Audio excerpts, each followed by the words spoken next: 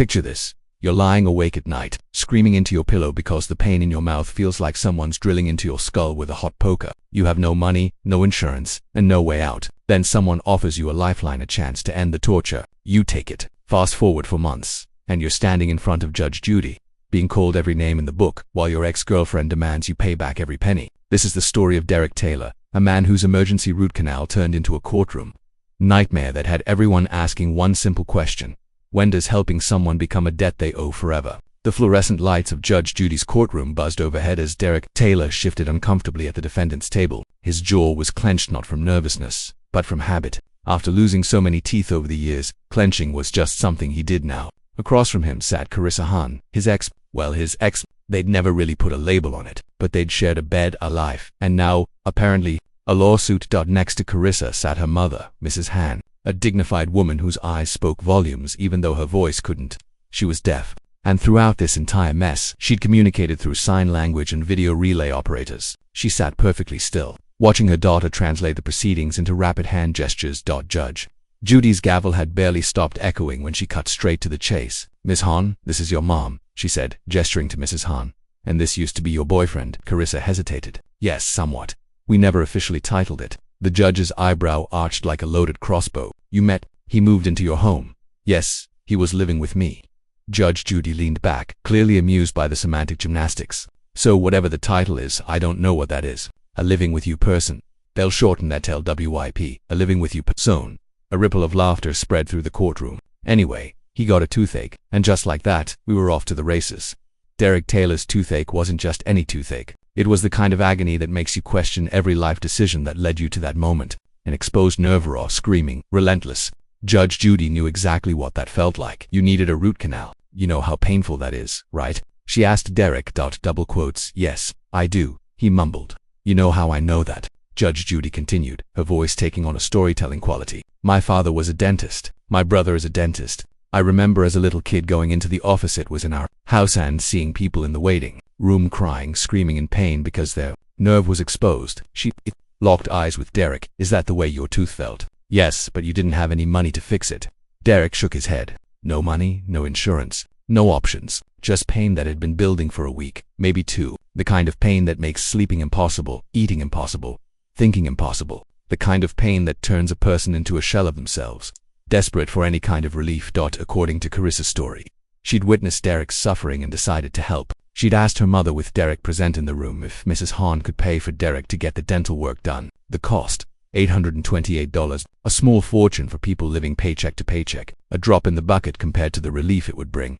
But here's where things got murky. Judge Judy turned her laser focus on Derek. "Now, you couldn't communicate with her mother because her mother is deaf, and you don't sign yes, so you spoke through Ms. Hahn." Derek squirmed. "I didn't necessarily ever have any conversations with her mom." "No, not with her mom," Judge Judy clarified, her patience thinning. "I didn't say you spoke with Carissa or anything," Derek interrupted. "Wrong move. You were all in the same room." Judge Judy's voice cut through the air like a whip. "They were talking. I wasn't included in that conversation at all," Derek protested. "I didn't ask you whether you were included in the sign conversation, Mr. Taylor. I said, were you all in the same room?" "Yes." "Perfect. That's the answer." The courtroom fell silent. You could practically hear everyone's thoughts. "This guy is already digging his own grave." Judge Judy turned back to Carissa. "How much money did Mr. Taylor need to get his tooth fixed? To relieve himself of this excruciating pain so bad he'd probably donate the last drop of blood in his body and his first and second-born children, if he ever has any, to make it stop." $828, Carissa answered. The judge looked at Derek.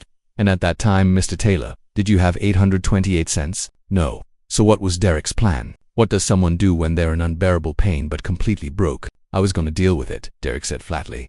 Judge Judy leaned forward, genuinely curious now. "I would like to know, Mr. Taylor, as the daughter of a dentist, how did you propose to deal with it?" "The same way I always deal with it. I just worked through it. I've had several teeth pulled in the back of my mouth because, well, but just a second," Judge Judy interrupted. "Of course you can have them pulled. You don't necessarily have to have a root canal.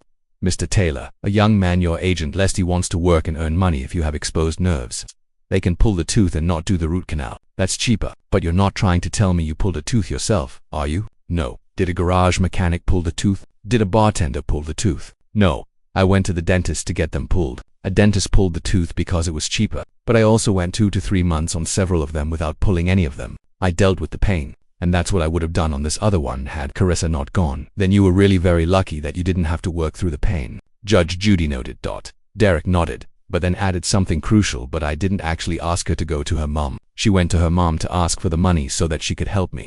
And there it was, the heart of the entire case. Did Derek ask for help, or was help offered to him freely? To understand how Derek ended up in Carissa's house with no money and a rotting tooth, we need to rewind a few months. Before moving in with Carissa, Derek had been living in Beaverton, Oregon, in a house with a roommate named Jason. But things went south fast. According to Derek, his roommates weren't paying their share, so it stopped paying too. He moved out before things got worse. Where did you go? Judge Judy asked. I stayed in my car for a little bit, stayed with a friend. So Derek had gone from having a home to living in his car, then couchsurfing before eventually landing at Teresa's place. It was March 2014. He was working for a moving company, back-breaking labor that paid just enough to buy cigarettes and food, but not enough to cover rent or dental emergencies. Was he paying you or your mother any rent to live in the house? Judge Judy asked Carissa. No, paying any of the living expenses: gas, light, telephone, cable bill. He would pay for cigarettes and food. Whose cigarettes? Mine and his.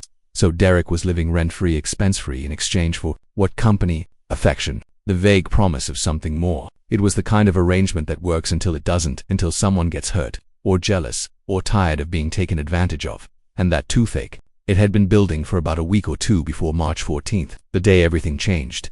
The pain had become unbearable. Derek could barely function. Carissa had told him he should go to the dentist and get it checked out, but Derek had hesitated. He told me his tooth had been hurting and that he wanted to go get it checked out, but he didn't have the money. Carissa explained. Her response: well, let's go get it checked out and see how much it's going to cost. So Derek went along to Gentle Dental in Vancouver, Washington. A few hours later, he came back with bad news. The tooth was too small to pull. The dentist couldn't get a grip on it. The only option was a root canal, followed by a temporary crown, and the price tag, $828. Carissa talked to her mom, Mrs. Hen, and used a video phone with a relay operator to call Gentle Dental directly. She gave the office permission to charge her care credit account, a medical credit card often used for dental emergencies. It was a generous gesture, the kind of thing a mother does when she sees her daughter's boyfriend, Elwip, suffering. But here's the million-dollar question.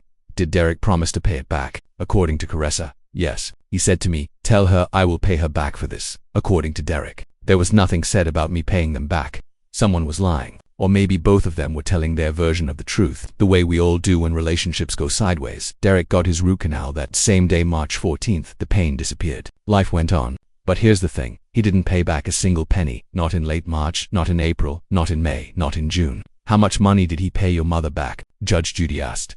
None, Carissa said flatly. Why didn't you throw him out in April? Why didn't you throw him out in May? Why didn't you throw him out in June? Judge Judy demanded. He was working, according to you. It's a fair question. If someone owes you money and isn't paying, why let them keep living in your house rent-free? Why keep buying their cigarettes? Why keep sharing your bed? Carissa claimed she did bring it up. I would tell him when my mom would bring up the care credit statement that we would get.